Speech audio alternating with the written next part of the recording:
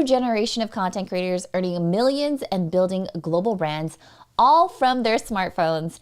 If you're interested in learning how you could tap into the creator economy, then this episode is for you. Today, we're going to talk about the pros and pitfalls of working with content creators, which platforms you need to be paying attention to, and not only that though, but as a brand, how you can maximize your ROI by working with content creators. So if you're just tuning in, let me know where you're watching from. I'm here in beautiful sunny San Diego, and I'm Stephanie Garcia. Welcome to Lights Camera Live. Today, we're talking about the next generation of entrepreneurs.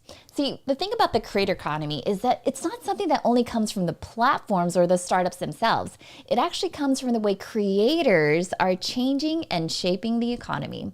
Once creators become well known, guess what? They build a business off of their experience. And not only that though, they can make millions. So for those of you that are familiar with Mr. Beast and all those amazing folks, even Ryan Pineda, right? He's got his collaborations going on. This is a beautiful and wonderful opportunity. So brands and companies, this is your opportunity to recognize the business potential of influencers, which has led them to become a part and integrated into companies as creative directors and even launching their own products. So shout out to Nicholas Papp, who is joining us from Honolulu. Nice to have you here. So Nicholas, today we're going to be talking about the rise of the creator economy, and I'm beyond excited because creators, honestly, we're not just here to entertain, right? We know how to communicate with our audiences, with different brands. We know that if someone's going to engage with us in real time, we know how to respond because we like to stay relevant as far as the trends go and what is really resonating with our audience. So if you're just tuning in, stay until the very end because you'll also have your chance to get your hands on the Creator Economy Report. So having said that, Nicholas, it's so nice to see you. My question for you as we get started in the show is, what new skill have you learned so far this year? What have you dedicated time to? Because let's be honest, we could always live in our bubbles, get stuck in Slack channels and things of that sort. What have you done to level up your skills this year to separate yourself from the sea of sameness, or just be passionate about what it is that you do? Go ahead and drop it in the comments for me because I'm always looking for something to get engaged with. So if there's something that you're working on that you want to share, go ahead and drop them in the comments. All right, so having said that, let me give you the amazing introduction to Alessandro Bugliari, the co-founder and CEO of the Influencer Marketing Factory. The Influencer Marketing Factory is a global influencer marketing agency that helps brands engage with Gen Z, millennials on TikTok, YouTube, and yes, even Instagram. So having said that, let's go ahead and bring him onto the show because he is so much fun to talk to. Like literally, we were already geeking out. How you doing, friend? Hello, I'm very good and excited to be here talking about influencer marketing, the creator economy. It's what I do every single day, so happy to share my knowledge with you all today. See, that's the fun thing is that when you're passionate about something, it becomes your business, and then it's something that you could just talk about on podcasts and live streams. And not only that though, but put out these amazing white papers and reports, because that's how I found you and your team. I was putting together a talk for the Ecamm fam about the rise of the creator economy and what was changing. And I remember seeing your report. And I was like, this is so well thought out and so put together that when I went to VidCon and I saw your booth and I saw your team, I was like, oh, I know you. Amazing. Sometimes from just one piece of content, you can create a relationship, right? So we're going to talk more about that, but it was fantastic. It was one of the ways to drive, not just traffic, but quality connections in this case. Absolutely. And so what was your experience like at VidCon? Was that your first time there sponsoring, or have you gone before? Yeah, was first time as just as attendees. It was my first time at VidCon ever, so I wanted just to understand what was happening there. And then this second time, since my first experience was amazing there, it was so fun and met a lot of different people from the industry. We were like, why don't we this time just sponsor? So we sponsor with a booth, a very pinky booth that is our color, as a brand, and we had some games. We were giving away a lot of different good and very quality gifts from our current clients. We had so much fun, met so many people that I only met on Zoom before, so meeting them in person was amazing. So very like great experience for both business, also personal wide, so amazing one. I always find it interesting when I get to meet people in real life because I'm so used to seeing everyone waist Hmm. up. And Yeah. then you see them and you're like, oh, you have legs. You're like, Yeah, exactly. It was the same. hello, friend. All right. So, for those of you that are just joining us, I see you there. Go ahead and leave a comment. Let us know where you're tuning in from. Let me go ahead and get started because I wanted to show.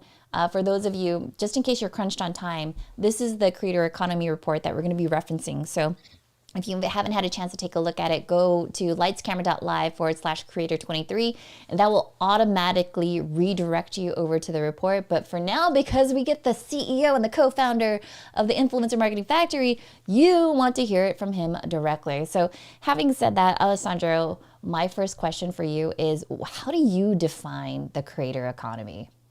Absolutely. It's this economy where basically everyone that create content, right, and identify themselves as a content creator, it's a way to not only, the creator economy is not only anymore in creating content, it's everything that is around it. So for example, video editors, and video makers, and people helping with subtitles, people helping with the negotiation of brand deals, or everything that is about financing content creators and so on, all of it basically. So the creation and editing and the publishing of content online, on social media, podcasting, bloggers, and so on, all of that goes under the creator economy. It started as I don't want to say an experiment, because it was like not even, it was organic as a thing. Many content creators were already creating content back in the day, 10 years ago. No one was thinking, can I actually make money with this?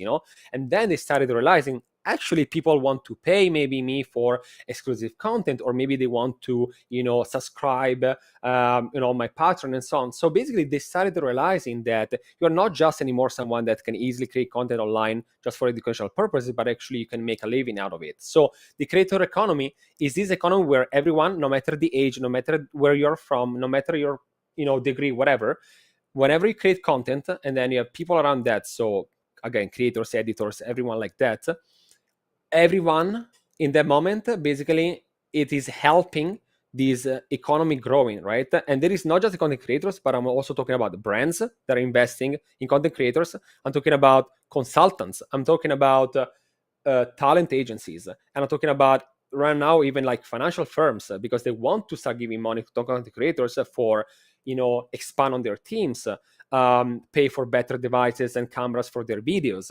So again, it started really like as a hobby, and now it's a full-time job for millions of people around the world. So we're talking about billions right now in terms of money involved. Billions, yes. And like, even I just heard recently that the creator fund for Twitter, and they're now reinvesting and Mhm. trying to get creators to go back there, start microblogging all over again. And we've seen it across multiple platforms, right? When YouTube released YouTube Shorts, they had their own creator Yep. fund around that. TikTok, they had their own fund around it.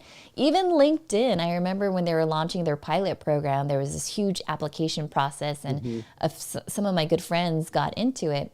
Which, P.S., by the way, we've got some amazing content creators in the audience, Alessandro. First off, we've Nice. got Jim Fuse, who is a part of the crew for Dealcasters. He is a live streamer, but he also talks about Amazon shopping deals. So he's actually creating content on behalf of brands on Amazon, which is the world's largest shopping platform that we have out there. We also have Nathalie Gregg, who's always inspiring entrepreneurs to get out there and really embrace what it is that they do. And then we have Gary Jones, who's relatively new. I haven't seen you before, so it's really nice to meet you. All right. So having said that, when I was reading the report, Alessandro, there was something that really stood out to me. And I'm just going to look it over here. And what I saw here was that you have the market size of content creators. And you're kind of talking about this as far as like in 2021, it was just starting out. But now we went from 50 plus million content creators to 2023 of 207 plus million content creators. Do you think that's because people are just more comfortable creating content, or we've just expanded the definition of it? Absolutely. Good question. I would say there is a combination of things. First of all, it's easier than ever to create content and publish it online. it doesn't really cost you anything if you think about it, because all of us, we have a phone, right? Like no matter like if you want to create content or not, you have a phone with a really great camera quality. So no matter what, you can create content. You can create content remotely. You don't need to be in a major city, right? You can be in the middle of nowhere and still creating content, right? So I would say that because of the successful case studies and successful stories, more people were like, you know what, I can actually make a living out of this. I can make a career. So I would say that, back in the day, there was almost sort of a taboo to say that, I am a YouTuber, for example. Back in the day, people were like, they prefer to say something else than saying I am a YouTuber, because it was not being seen as a professional career. But nowadays, you can make a lot of money, you can make a lot of brand deals, you can really, maximize basically your presence in terms of like, finance and also like career. So nowadays, everyone that is creating content doesn't have any more that taboo, like, they actually want to become content creators because of the opportunities. And so I would say that it's easier than ever. It doesn't cost you basically a dime to get started. It's very simple to publish. There are more money involved because brands want to put more money into that. As you correctly said, social media are helping out with creator funds or other ways to, compensate content creators. So basically, it's a win-win situation for everyone here involved. And also, when asked to many young people specifically what they want to do when they're like, grown up, a lot of them, they are either influencers or content creators. So it's just like this booming that is happening in the industry nowadays. I love that you mentioned that about like the upcoming generation. So my Mhm. daughter just started third grade yesterday. And usually, have you ever seen those Instagram photos where they hold up a picture and like, my name is, and what I want to Mhm. be when I grow up? Yeah, And yeah, of course. literally, Alessandro, she wrote, I want to be a YouTuber or I want to do what mommy does. And what mommy does is I'm a content Right? creator. We Exactly. just was like, So, so that was really exciting just to hear that and get her perspective on it. So here, you know, I've been in marketing for the last decade and a half, mhm. and usually when I was working in the agency and it was a brand and we wanted to launch a campaign, we would work with influencers. Yeah. Now I'm seeing a shift where brands want to work with content creators. Can you explain the difference between an influencer and a content creator, and even why would a brand choose to work with either Mhm. one of those? Absolutely. First of all, I would like to say that this distinction only started a few years ago. I would say mostly because of the connotation of influencers. Many times, a lot of the people, they don't really know, influencer marketing. They only maybe read some news about the biggest, influencers out there, and they don't really know what there is like actually, another category of like, millions of other influencers out there that talk about like, science and politics and news. A lot of people only knew influencers for maybe, YouTube drama and only like about fashion and beauty, right? So they only thought it was like this, yeah, entertaining thing, whatever. So I think that at the beginning, some social media wanted to, somehow get a bit like, distant from the terminology of influencer because it was getting a negative impact on people, and so they started saying content creators. But I would say that the big difference, it is about the presence of yourself as a personal brand compared to like, so influencing the people in creating content versus only creating content. So let me explain, and I'm also going to give you a simple, super simple example. An influencer is also a content creator, right? But not all the content creators are necessarily influencers. An example could be a person that is really into food. Okay, so they are creating content about, let's say, cooking, right? But instead of just taking pictures of themselves, sorry, of the food, they also take videos while cooking, while going to the market and choosing their, let's say, ingredients and doing groceries and so on. So you start having a person behind the recipes, right? You can get connected with the person. The person is basically a friend, even if you don't know him, right? It's a friend that you can trust. And so you know what happens the next time that this influencer is going to go up with maybe a new pan that they just bought, for example, or a new knife, or they want to create their own, like lines of, let's say, like, devices, whatever. You're going to trust this person because you can recognize their face, right? You see them in videos, you see them in pictures. So this person is creating content, but they're also putting their own identity and personal branding towards like influencing you in buying a product, in doing an action, and so on. While a content creator per se, by the definition, is someone that is only creating content. So using the same categories of industry, like the verticals of food, would be someone only taking pictures of what they are cooking. So only about the food, for example, but without putting themselves in the picture. And what means it is that they might be fantastic, like, content, but without that in, then you are like really don't have like the connections between who is behind the camera, right? So if that person is gonna tomorrow, without showing themselves ever, just be like, buy this product, people might be like, I don't really know this person, I know about the content, but now it's also changing. So now content create, this was up until maybe a couple of years ago. Now content creators, right, are so called like that, but they don't only create content anymore. They still also put themselves in, but without necessarily the final goal of influencing the other. That the influence is like, product of their educational, like, process, and the content creation, but then it's secondary. While influencers, maybe they start with the idea of then brand deals and so on. So it's still very like, it changes kind of every year in terms of like, how people want to define that. But I mean, the difference is like, are you in the picture? Are you outside that? Are you influencing the others in buying something, or are you just good in creating content? And just to wrap up on that, again, there are specific influencers that are amazing in both content creation and influencing. And there are other content creators that are fantastic creating content, but maybe they are missing that charisma or that, like personality to being able to influence you in doing a certain action. That is the main difference, I would say. I love that you bring that up. Again, having worked with influencers in the past, even from a live shopping perspective, sometimes I'll have a brand that says, oh, Stephanie, we found this really big, amazing influencer on Instagram. She's going to be the host of our live shopping event. And then we have the event and like, she's terrible on camera. And I was like, no, you actually need someone that can really be captivating on camera. And so to your point, sometimes influencers can influence, but they're not content creators. And sometimes you have content creators who are great at creating content, but they don't have the influence or the audience because that's not their thing. They just love creating content.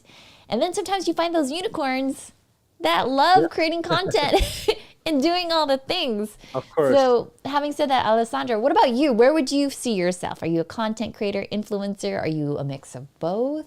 No, I am absolutely no influencer at all. I love creating content. I mean, apart of course, like running the company, I have a podcast called The Influence Factor. And so that is like, it's funny. Sometimes they ask me like, do you think that you are a content creator?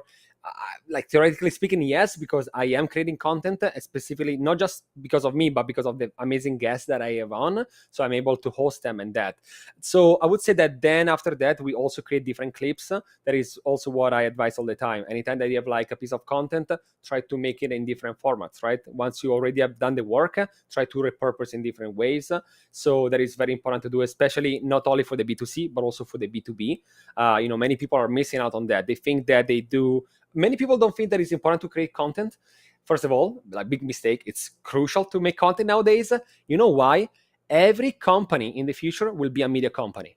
If you think about it, every company is going to be a media company. If you are not becoming a media company, it will be so outdated that, people don't want only buy because of the fabric. They don't want only buy for the logo. They want to buy because of the story behind the brand, the story behind the people that are building the brand, right? How do you do that? With content, because the content is the only way for you to actually go out there and be like, this is what is behind our brand. These are the people working on it. And so, like also that's what we do. We also have like, content where we talk about the news, the behind the scene, vlogging of our employees and team members on a, day in life type of thing in our influencer marketing agency. So, myself, I also created through like, podcast content. And I love doing it because you are educating people for free. You are informing about what is happening. And especially with a podcast, you meet so many knowledgeable people that you can learn a lot from. So doing content, it's a win for any type of things out there. So do it if you're not doing it yet. I love that you bring up all of this because one of our viewers, Jim Fuse, he is also a part of the eCam fam, and we're actually hosting Creator Camp in Boston later in October. And it's literally doing what you just said. We have these live streamers, these YouTubers, video content creators, and we're actually going to show them what it means to be a creator, how to take that content and to repurpose it, or as I like to call it, digital confetti, because when you spread it all across the internet, people are like, oh, where's the party at? And then that's really what your long form content. So it's your white papers, your webinars, and all of that great stuff. So shout out to Gary who says, yes, repurposing is vital. And just to add on this too, Gary, repurposing is great for creating those vertical videos, that short form video content, the digital confetti. But I also think that when you have your podcast, your webinars, and your live streams, repackaging is also very important. As a content creator, you could turn that into a book, into a workshop, into a white labeled course. I mean, Alessandra, there are so many things that I've done for eCam where, I tested it out first as a live stream. We saw that it really resonated. And then we decided to launch a whole entire virtual summit called Leap into Live. So there's so much that you could do as a content creator. So much fun. All right. So Alessandra, my question for you now is really, when we talk about creators, which platforms do you see are the most supportive of content creators? I mean, YouTube has been doing basically a lot of work for content creators since like the beginning, I would say, of YouTube, right? Because the CPM model, right? So paying per impressions, every 1,000 impressions, depending on the industry, depending on the geolocation, it will change, of course. But it was the first and only, I would say, I don't want to say stable income, because when you're a content creator, it's always difficult to have necessarily a stable income. It's not a 9 to 5, right? It changes depending on things. But YouTube was the first one and only to being able to giving access to potentially having an income that was, to be honest, like the sky was the limit, right? Because the more views you were doing, and people still making millions only thanks to YouTube ads. Okay, so I would say that YouTube has been doing a fantastic job in that. Instagram and TikTok have been doing a great job in terms of giving the opportunity to people to express themselves and doing brand deals. Not that much, I would say, when it comes to helping directly content creators to create content. TikTok, for example, unfortunately, their TikTok found was not a success. Many people complain about the very small, I would say, dollar amount that was given per content, per views. The same also happened for Instagram. They did it with the different bonuses. I think it was good in terms of bonuses, but I think that after a while they decided to discontinue that. I don't know, maybe it was difficult to manage as a thing. I don't know the reasoning behind, but I would say that YouTube absolutely the best when it comes to helping directly with like monetary compensation. The others, again, good in terms of like indirect, I would say, organic reach and so on. But both TikTok and Instagram were not able so far to find the best way to compensate creators on a more stable way, like for example a CPM model. Why? It's not necessarily their fault. YouTube started with the idea that in the long form you can add many different ads, right? And so therefore basically you can first of all track and link and associate ads to a specific video, right? You open the video, you get your advertisement, you get others while you watch the video, so you can easily be tracked down to a specific video and content creator, right? While when it comes to TikTok and Instagram, you are scrolling.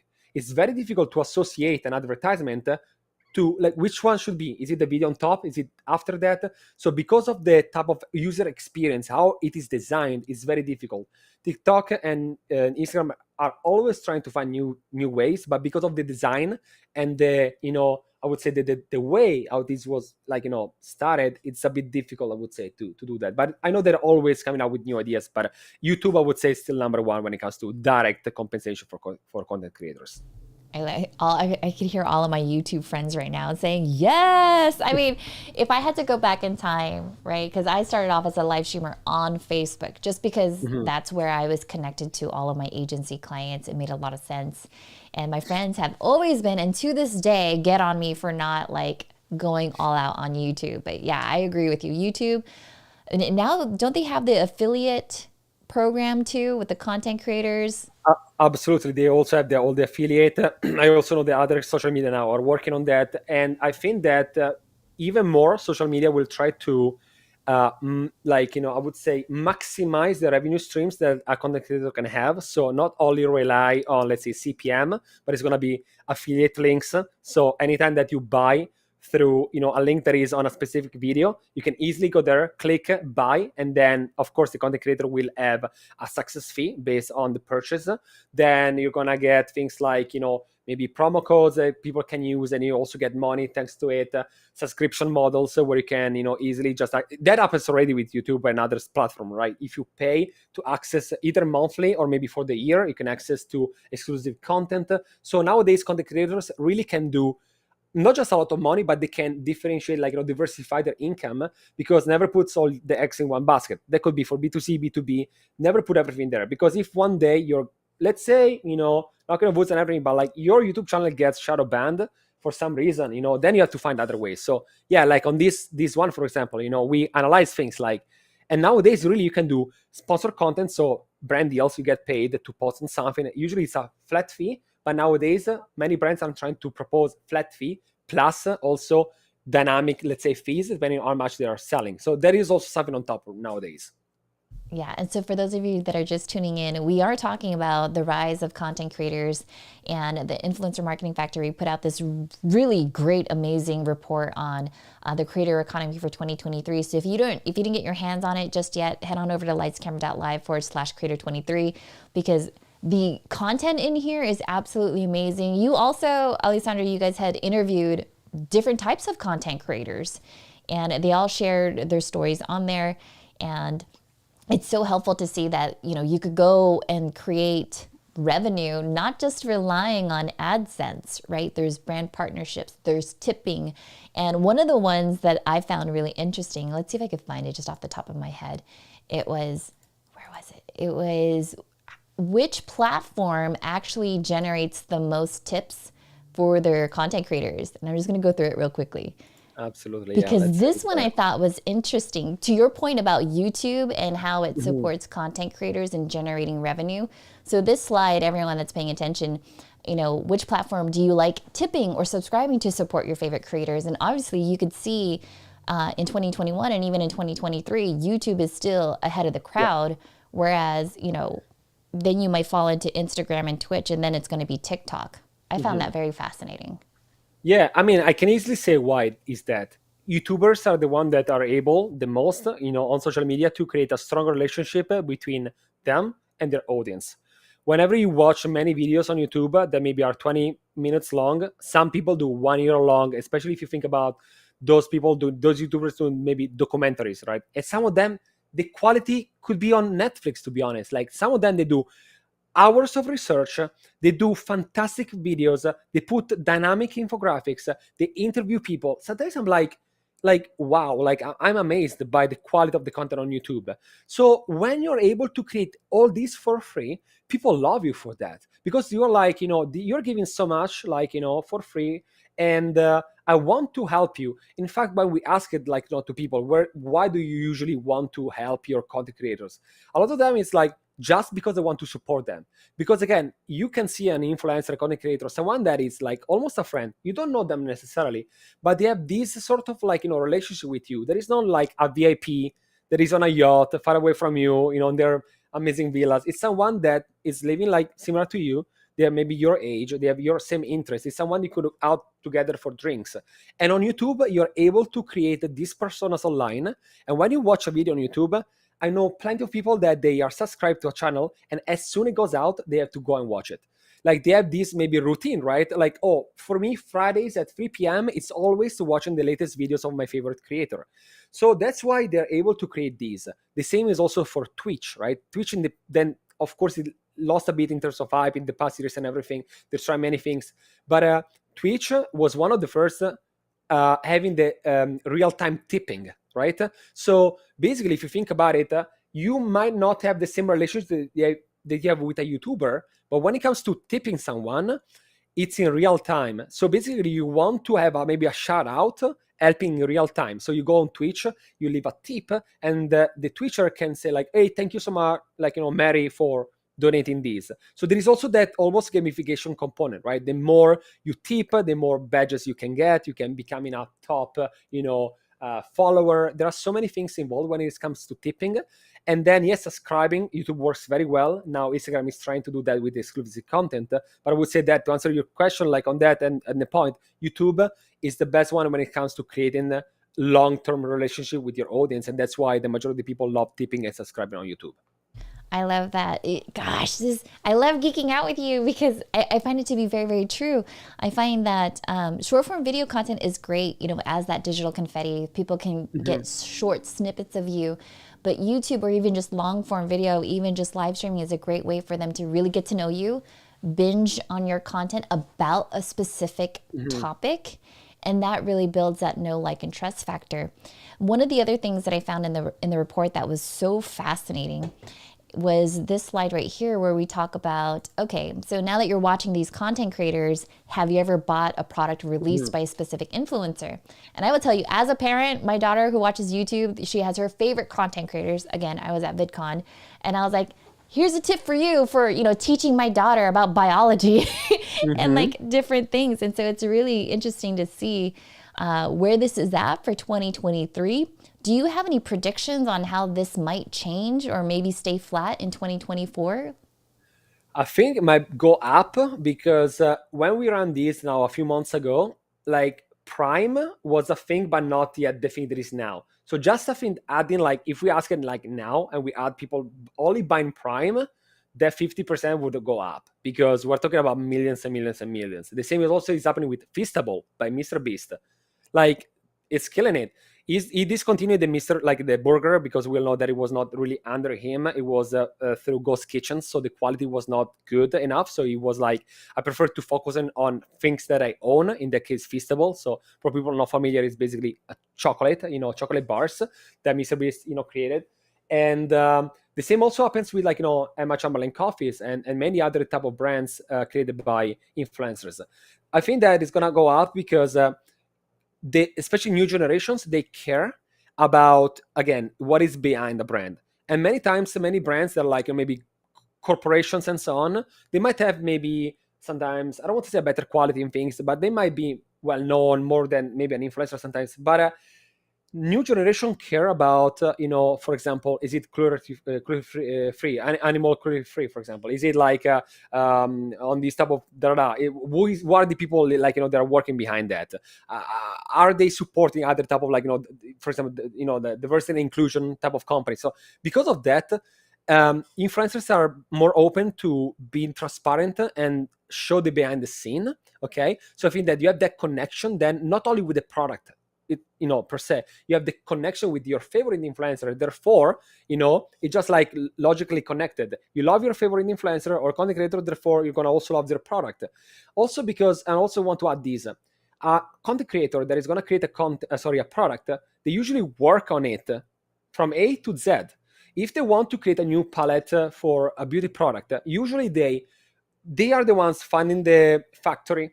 They are the ones finding the perfect palette that can go together with specific maybe type of population, whatever. Then it's gonna be about the pricing. They're gonna design the packaging. They're gonna think about all the marketing.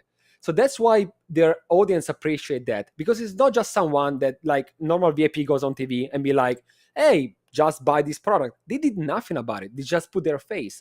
But while you have a content creator that basically puts sweat and times and efforts in creating your product, that is basically a part of the content creator in the product. And that's why people love it, because you trust them, you love the product, and sometimes these products are very good. Like the quality is top notch. So you combine all them together. And that's why I think that the 50% of yes is going to go up to 60, 70, 80% later on, because again, it's just like a win-win for everyone. You're happy as an audience just to support them, and the content creator is an extra very good lucrative potentially revenue stream getting in. So one of my favorite content creators way back in the day was Blogilates. I remember when she was yeah. still just blogging about Pilates, and now she has her own clothing line, and I thought that was so fascinating. I think that she sold 100 million mats, yoga mats or something that was seen like an interview.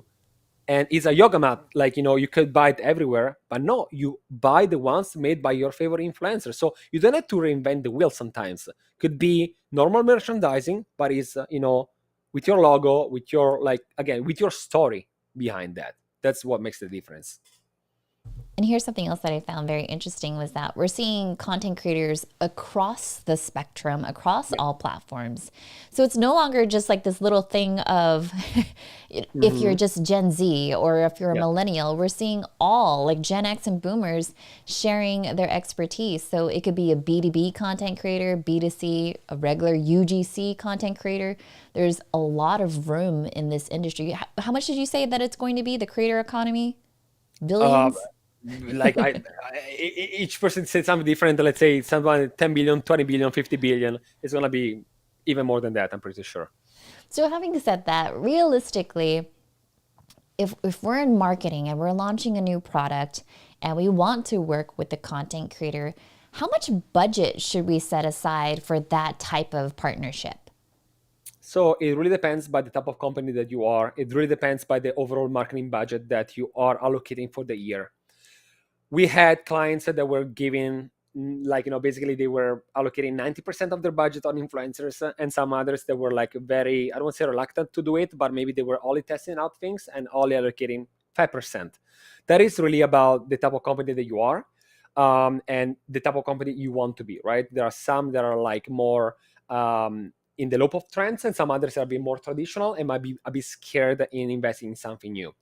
That said, we all the time, advise to test maybe a smaller budget, depending on the total that you have, of course, and do a test. Of course, nowadays I would say that it's a bit difficult to, you know, running campaigns that are very small in terms of amount. Like, back in the days, maybe on TikTok you were able to run easily campaigns for, let's say, $5,000, $10,000.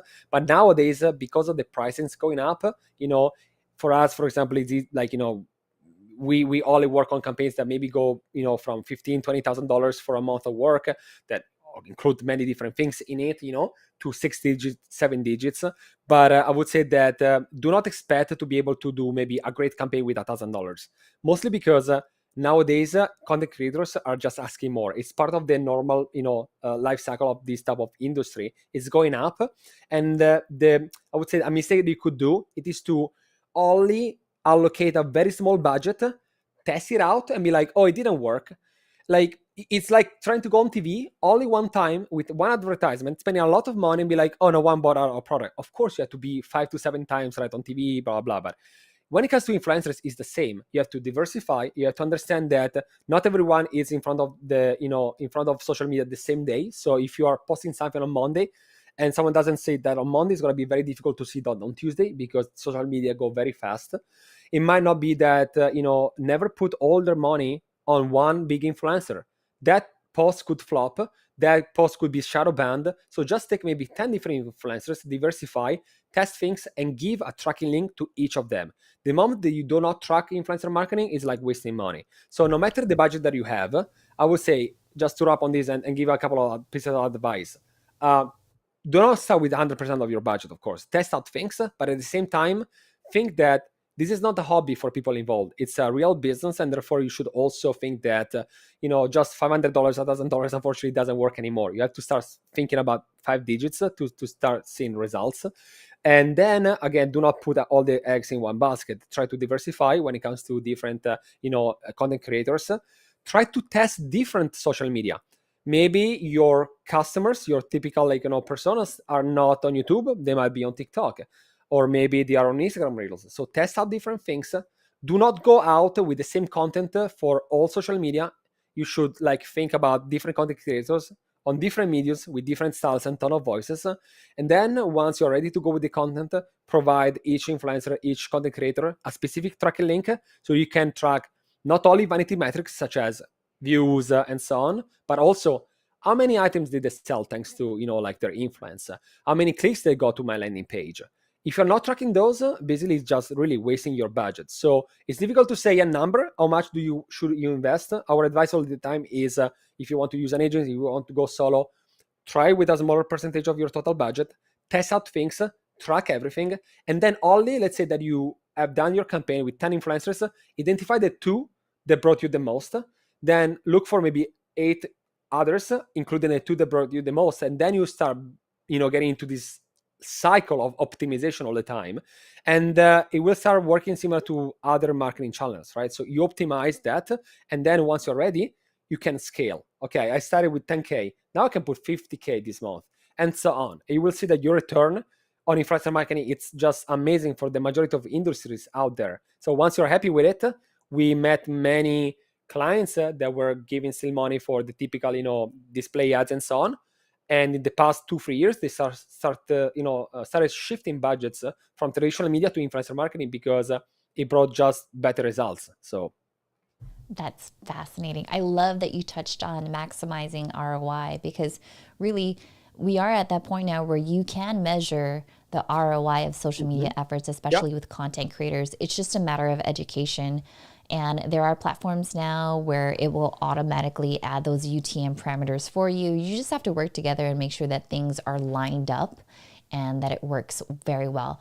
The other part that I really appreciated you saying is you have to test out different content with different content creators. Don't put all your budget in one major creative, right? Because every platform is its own country. It has its own etiquette. Sometimes people want to see, the Hormozy style captions. Some of them want like the POVs, and there's so many different things. You don't know what's necessarily going to work, but once you do and you see the results of it, then start scaling up your budget. And if I might add on that, like you correctly said, one very important thing. Many times, employers, brands, managers, and so on, they think they already know what works and what doesn't. What actually choose is the customers. So that's why you should never have bias, like cognitive bias when it comes to content, because you might love that type of content, but not your customers.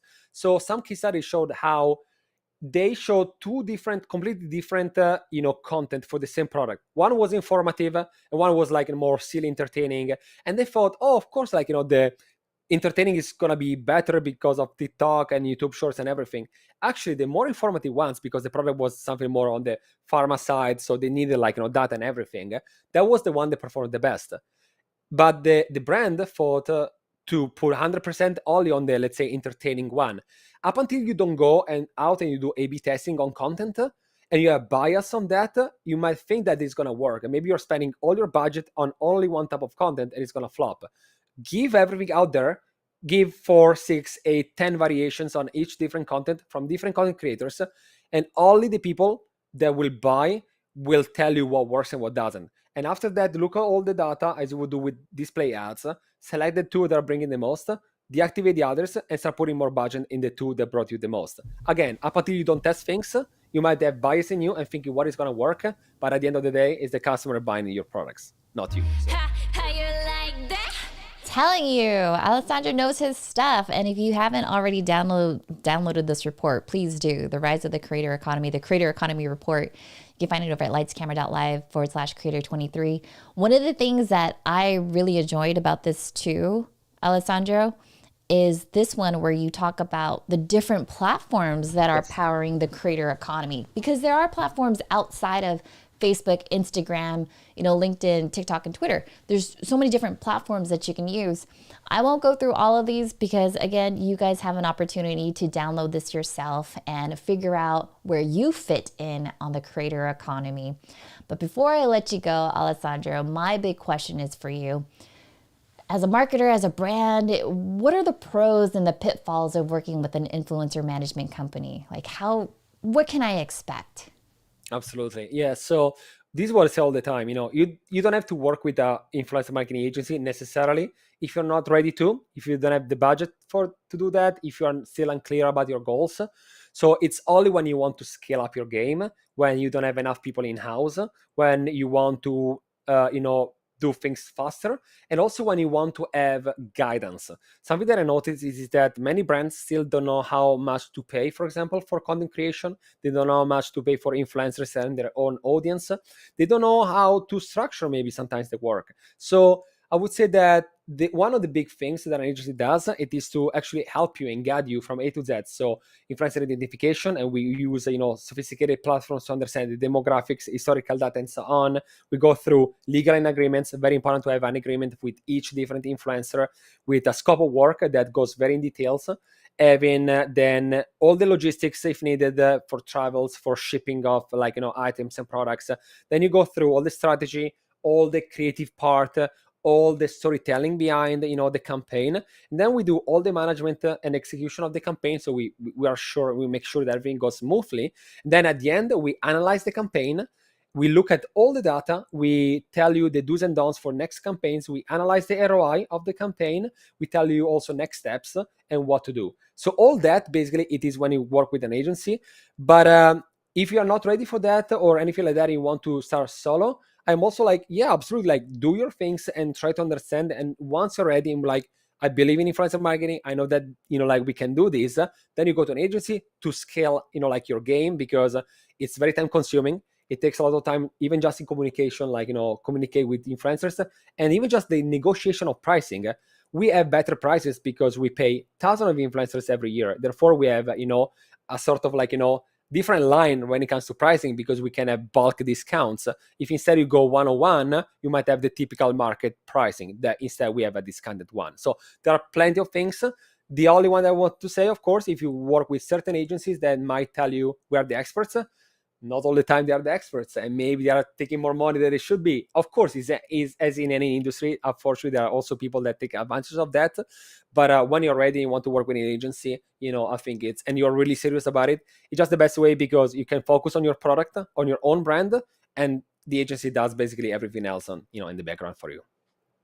I love it. So again, if you want to learn more, head on over to the influencermarketingfactory.com, because if you love this interview, just imagine you're going to love the team too. They are staying on top of trends. They work with amazing content creators. The brands that you guys had listed at VidCon, just the product, I was like, Alessandra, this is so cool. How do I create content for this? This has been amazing. But having said that, Alessandro, if people wanted to get into contact with you, where would be the best place for them to reach you? Absolutely. So LinkedIn, I publish, every single week different things. So our newsletter, called Spreading Influence. They can add me on LinkedIn. Happy to, of course, get back to you there. And also, if you are interested in just knowing a bit more about news that are happening in the industry. Again, as I mentioned at the beginning, I do host a podcast called The Influence Factor that can be found on Apple Podcasts, Spotify, and YouTube. Every single Wednesday, we have amazing guests that talk about, the creator economy, social commerce, live stream shopping, influencer marketing, social media. You can just go and check it out, that one. And then I think if there is anything else, all the other social media are mostly for more personal stuff. So anything that is a B2B related, absolutely. LinkedIn, our page, account, also the Influencer Marketing Factory. And then, of course, influencermarketingfactory.com. You can find case studies, resources. So we have this one, but we also have one about influencer marketing overall. We have one about live stream shopping. We have one about social commerce, one about virtual influencers also. There's another important, interesting thing. So yeah, but LinkedIn, I would say 101. If you want to contact me, send a message. Happy to answer you. I love it. LinkedIn is definitely my go-to as well. And he's not lying about the resources, because again, that's how I first found the Influencer Marketing Factory. I saw them, I downloaded the reports for all of my keynote presentations just to look at who has the best data, and the Influencer Marketing Factory, you guys had it. And so when I saw you at VidCon, I was like, oh my God, I love you guys. I gushed to the team. I was like, I love your reports. I read this report, blah, blah, blah. And she's like, I'm the one that writes it. I was like, oh my God. And I was like, shook her hand because I was so excited. Fantastic. Alessandro, it's been absolutely amazing. Thank you so much for being a part of Lights Camera Live. And we look forward to the next report. Please keep us updated and we'll go from there. Yeah. Will do. Thank you so much for having me. Love this. All right. Bye, everyone.